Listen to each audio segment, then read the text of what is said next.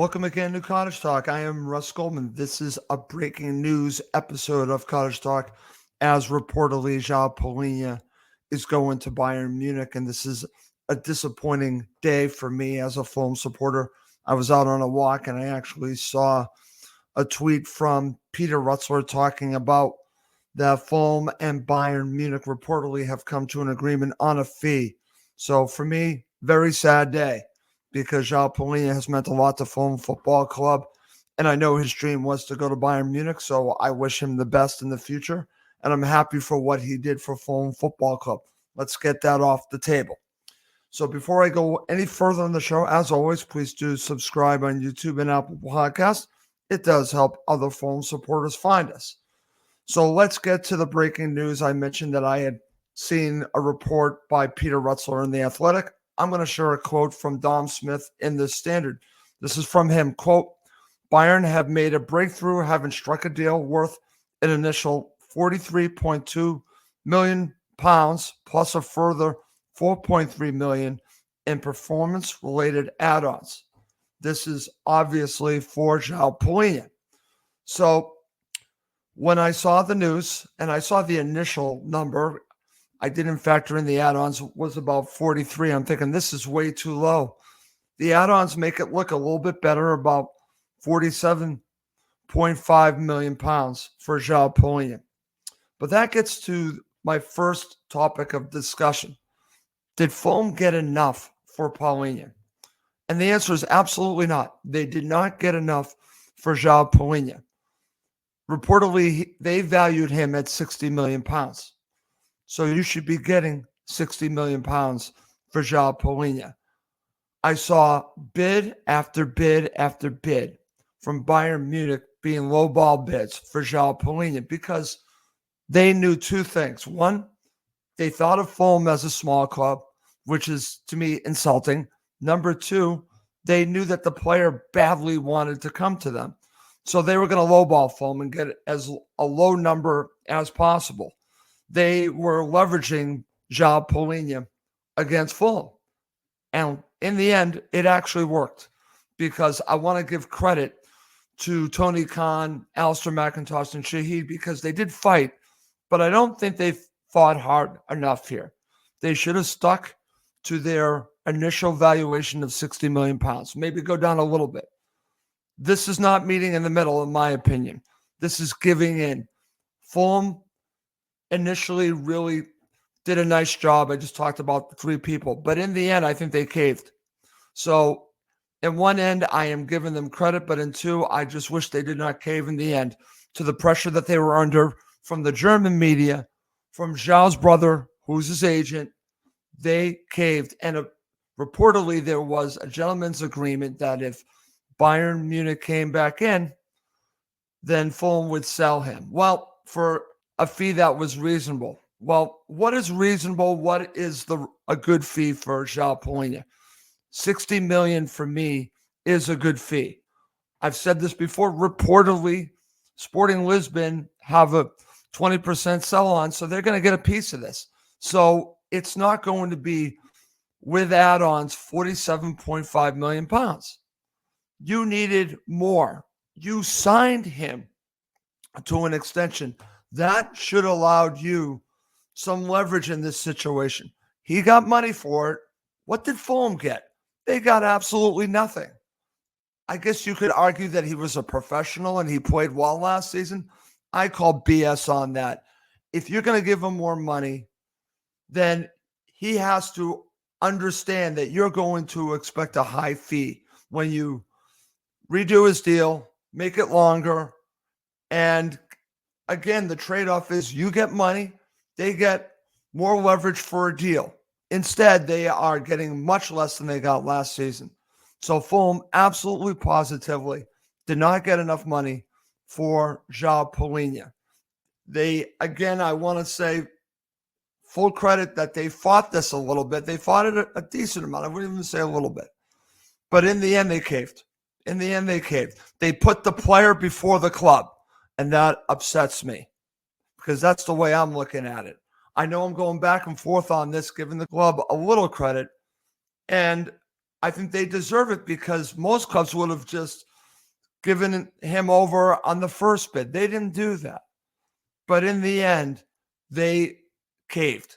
And that is disappointing because I've seen them fight for Fulham Football Club, and they did. I just wish they fought a little bit harder here and did not put the player first, because in the end, I think that's what they did. They worried about how it looked. They worried about João. Don't worry about João. Worry about Fulham Football Club. And that, to me, is the disappointing part of this, because they should have gotten 60 million pounds for João Palhinha. They did not. So for me, very disappointing, extremely disappointing on the fee. He's a unicorn. There's no one that does exactly what he does. That's the reason why Bayern Munich wanted him so badly. Can Fulham find a replacement? They can, except I think it's going to really change how Fulham are going to play next season, because there's only one player, I think, in Europe that does exactly what João does. It allowed Fulham to do so many things. Fulham built their club. Marco built the team around João. So now you have to find another way. So let's go. What is next for Fulham?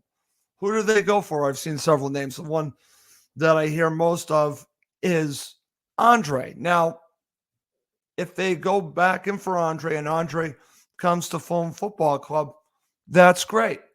But every indication I've seen in the highlights I've seen, he's a different type of defensive midfielder. I look at a player like Tyler Adams that I wanted Fulham to go in for. He is a different type of player. He's obviously not going to come to Fulham, but I'm using him as an example. When you have a player like that that's more offensive-minded instead of being more tackling-minded like João, Andre and Tyler Adams seem like a similar type of player. Well, that's going to change how Fulham play now with Marco Silva. Unless they get some player that's very similar, which they could, to João, then I will be standing corrected here. But if they go for a player like Andre, then they're changing how Fulham play next season. Is that a good or bad thing? I don't know. But this is something to watch. Which type of defensive midfielder do they get? And they need to act quickly, because he's now gone. I would have had a replacement in before they pulled the trigger on this. That was the problem with the Mitrovic deal. And if you look at the end of last summer, they actually had decided not to move forward with a deal with Palhinha and Bayern Munich. They could not find a replacement. Why are they doing it now? Why did they decide to do it now? I'll tell you why. They caved to Bayern Munich and João Palhinha. They put them before Fulham Football Club, which is disappointing. They should have had a replacement first. I'm going to make that argument right now. Okay. So something else to think about as I do this quick show of Cottage Talk. How will this decision affect Marco Silva? Now, reportedly, Marco Silva has rejected another offer from a Saudi Arabian team. I think this is partially to do because Marco wants to be in England, wants to be in the Premier League, the best league in the world, and I think he will stay at Fulham. But I just want to say this. Marco, in his final presser, said that reportedly he had said, again, that João was going to be a Fulham player this upcoming season. This is what he expected. So for him to go out and say that in a presser, and for him now to be reportedly sold to Bayern Munich, how is he going to act with that news? How is he going to feel about this news? Now, others have said, well, he's a manager. He knows that no player is untouchable, and you're probably right about that. But how disappointed will he be with this news? And it's something to watch. Or will he take this as an opportunity to reshape Fulham? I'm hoping it's the latter, but I'm just telling you it's something to consider, because I think with this news of João Palhinha and Marco going out on a limb and saying that João will be back in his final presser, I think it could be looked upon as being a little bit embarrassing to Marco. And I hope he doesn't take it that way. But I'm just telling you, he did go out on a limb and say that. And now João Palhinha reportedly is on his way to Bayern Munich. Just something to think about when it comes to Marco. I don't see him going anywhere, but in my opinion, he must have been told something before he went to that presser to feel that confident. And then you've gone from that confidence of Palhinha being part of Fulham to now not being part of Fulham. I don't know. I'm curious how Marco feels about this whole thing. So that's something to really watch as we get through the season. And like I said, my hope is that he takes this opportunity as we get to the end of the show and runs with it, and Fulham actually reshape the club for years to come and get younger. There is an opportunity here with all this money. So I'll talk about that at the end of the show.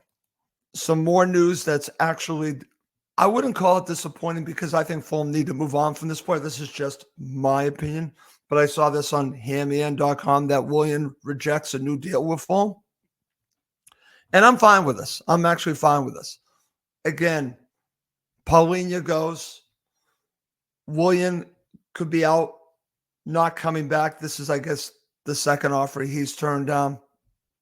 Bobby Decordova-Reid is out too, so maybe he'll come back. I don't know. Fulham need to reshape the team regardless.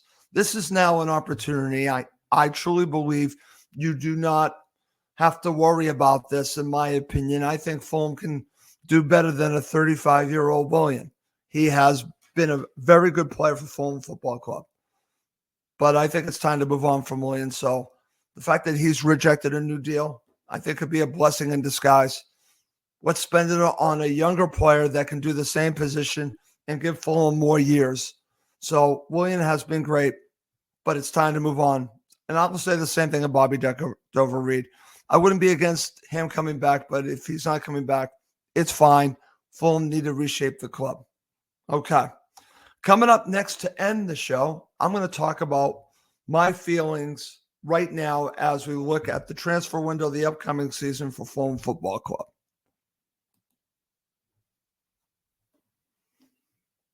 Okay, to end this quick episode of Cottage Talk with the breaking news that reportedly João Palhinha is headed to Bayern Munich, here is the question I was asking myself. It is time to look this as an opportunity to reshape Fulham for years to come.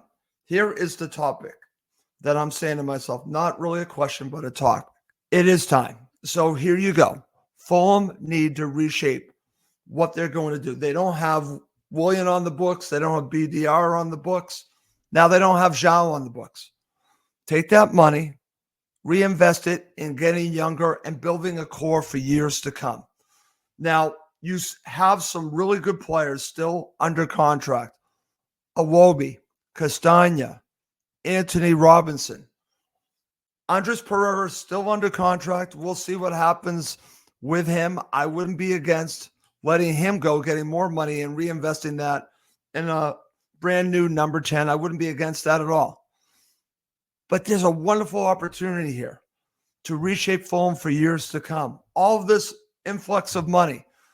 Obviously, the Mitrovic money from last season, people keep saying, well, it's still there. Well, that was used a decent amount, you could say, by Iwobi and a couple of other players coming in. But Fulham should have plenty of money to spend. And what I would do if I'm Tony Khan, Alistair McIntosh, and Shahid Khan is find out what Marco needs and basically give it to him. Find the players to build a real core for years to come. There is speculation of all kinds of players.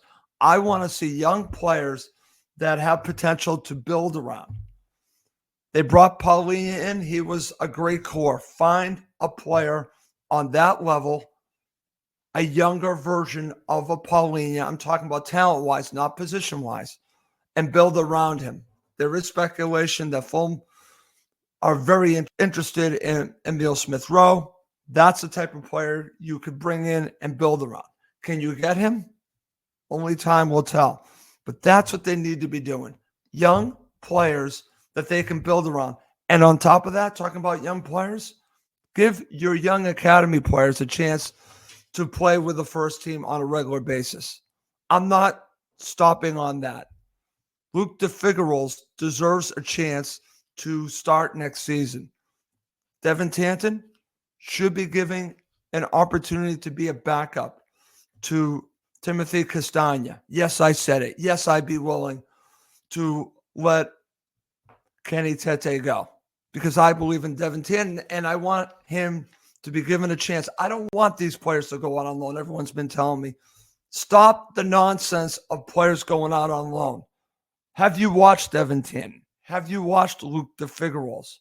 They are ready now. They don't need to go out on loan. I'm not changing my mind on that. Okay. Well, that's going to do it for this quick episode of Cottage Talk. As always, please do subscribe on YouTube and Apple Podcasts. It does help other phone supporters find us. Well, that's going to do it for this episode. My name is Russ Goldman. Thank you, as always, for watching and listening to Cottage Talk, part of the talkSPORT Fan Network.